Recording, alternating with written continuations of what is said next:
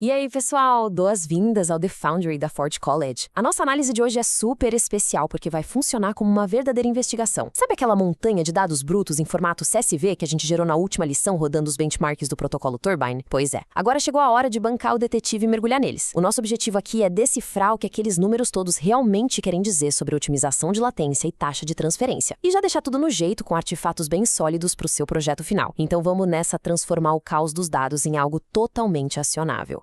O nosso mapa da mina de hoje está bem direto. Vamos passar pelo desafio dos dados brutos, abrir o nosso kit de ferramentas analíticas, colocar a mão na massa construindo o relatório e então interrogar de verdade essas métricas. Depois, faremos um ponto de verificação rápido antes de fechar o caso com chave de ouro.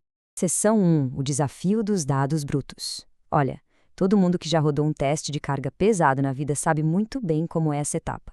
Você termina a execução e o que sobra? Uma pilha gigantesca e confusa de arquivos cheios de registros, IDs infinitos, de carimbos de tempo. É muito dado, mas, sozinhos, eles não significam absolutamente nada. Sem contexto, é só ruído. Por isso, a nossa meta principal aqui é pura tradução. A gente vai pegar esses logs confusos e transformar tudo no relatório de depuração cristalino. Um documento com gráficos bonitos, tabelas precisas e, o mais importante, descobertas reais que vão pautar as suas decisões de arquitetura lá no projeto final. Seção 2. O kit de ferramentas. Bom, antes da gente sair por aí rodando script em Python igual louco, a gente precisa parar um segundo. Nenhuma investigação séria vai para frente se a gente não souber exatamente o que tem dentro da maleta de ferramentas, né? Precisamos dominar os indicadores que vão fazer esses números falarem. E essa analogia aqui é fantástica para entender a nossa primeira métrica, a taxa de transferência, o famoso throughput. Não é uma coisa só. A gente tem o peak TPS e o sustained TPS. Pensa o seguinte, o peak TPS é o nosso velocista. Ele mostra o pico absoluto, aquela explosão de energia que o sistema aguenta entregar num segundo específico. Já o sustained TPS é o maratonista.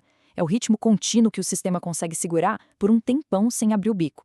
Para a rede da Solana rodar lisa, a gente precisa de um sistema que tenha a explosão do velocista, mas a resistência do maratonista.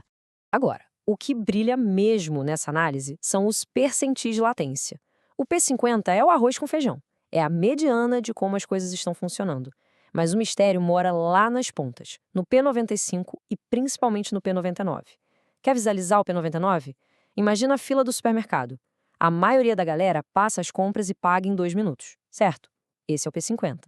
O P99 é aquela única pessoa, num final de tarde lotado, que resolve pagar uma compra gigante usando só um pote de moedas de 1 centavo, travando o supermercado inteiro. O P99 expõe exatamente esses gargalos absurdos, os chamados outliers. Seção 3. Construindo o relatório. Teoria alinhada? Ótimo. Então é hora de colocar o chapéu de engenheiro e ir para a prática. Vamos montar a nossa sala de evidências. O trabalho pesado acontece no terminal. Primeiro, organização é tudo. A gente cria um diretório fresquinho de trabalho, depois copiamos aqueles CSVs gerados na aula passada direto para a pasta de dados, e aí é só dar o play no script em Python. Ele vai usar o pandas por baixo dos panos para engolir todos aqueles data frames e fazer a mastigação pesada dos dados para a gente. Como a gente sempre reforça nas trilhas avançadas da Ford College, a prática é que consolida o conhecimento. Rodar aquele script não vai só piscar uns números na tela.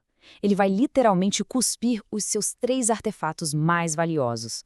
Um documento Markdown com o resumão, um gráfico lindo da taxa de transferência e um gráfico específico mostrando exatamente como as linhas dos percentis de latência estão se comportando. Seção 4. O interrogatório dos dados. Essa é a melhor parte. Com os gráficos na mão, é hora do interrogatório. O que de fato quebrou ou piorou quando a gente estressou a rede da Solana? Dá uma olhada nessa tabela. Ela é o coração da nossa investigação. A gente está comparando a execução A, que rodou tranquila na linha de base, com a execução B, que tomou uma pancada de alta concorrência. Quando a gente foca os olhos nessa coluna delta da direita, as pistas começam a saltar da tela. Pausa dramática para esse número absurdo aqui. Mais 360. A gente ganhou 360 milissegundos de tempo de espera cravados no P99. Esse é aquele exato momento eureka que todo engenheiro procura. Mas olha como ler nas entrelinhas é crucial. O nosso P50 aumentou só 10 milissegundos, ou seja, no geral, a rede continuou voando. Mas esse P99 explodindo indica uma dor muito aguda e muito localizada. Não é o turbine entrando em colapso. Isso tem toda a cara de picos nas filas da infraestrutura ou aquelas engasgadas clássicas de retransmissão de pacotes TCP que acontecem de vez em quando. E aí, a gente olha para a taxa de transferência e encontra outra pista valiosa. Uma queda forte de 250 requisições por segundo na métrica sustentada. Lembra dos nossos corredores? A tabela mostrou que o pique TPS até subiu, ou seja, o velocista deu um sprint bem forte. Mas o TPS sustentado caiu. Nosso maratonista perdeu o fôlego. Isso acontece quando o sistema bate num teto de limites de recursos de rede. O que isso significa na prática para o seu projeto final? Que a gente vai precisar aplicar técnicas para suavizar essa transferência ou otimizar os buffers. Seção 5. Ponto de verificação. Depois de tirar essas conclusões incríveis, a gente não pode simplesmente sair correndo para apresentar. Temos que garantir que a nossa prova não tem furos. Tudo tem que ser extremamente defensável. Para isso, a gente roda o nosso script de checagem. Ele vai ler o CSV e garantir que não tem nenhum valor nulo, os famosos NaN, sujando os dados. E também vai confirmar se os gráficos foram gerados corretamente, com todos os eixos rotulados.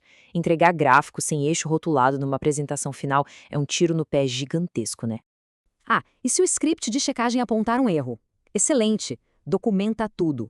Mostrar que uma coluna veio ausente ou que um log quebrou não é um fracasso. É parte vital do trabalho de engenharia. Um relatório de depuração que documenta o que deu errado e como você lidou com isso é infinitamente mais maduro do que um relatório maquiado para parecer perfeito. Seção 6. Fechando o caso. Pessoal, o trabalho pesado está feito. Os problemas foram isolados e o relatório está no jeito. Agora é só empacotar a evidência para o grande finale. Para deixar tudo pronto para o seu projeto, faltam 3 passos. Cria um arquivo zip bonitinho com todo esse diretório para garantir que qualquer um consiga reproduzir os dados. Escreva uma hipótese curta, de um parágrafo mesmo, sobre o que a gente descobriu. E, claro, lista aquelas 2 maiores anomalias que a gente discutiu para propor experimentos na demonstração final. É muito louco pensar que aquelas milhares de linhas de texto caótico escondiam histórias tão importantes sobre a infraestrutura, né? Saber traduzir dados brutos em decisões arquitetônicas é exatamente o que separa os grandes engenheiros do resto. E aí, o que mais os seus dados vão revelar quando você rodar o projeto final? Olha, para continuar evoluindo e mergulhando de cabeça nesse e em outros temas fascinantes do universo Web3, dá um pulo no site forge.college.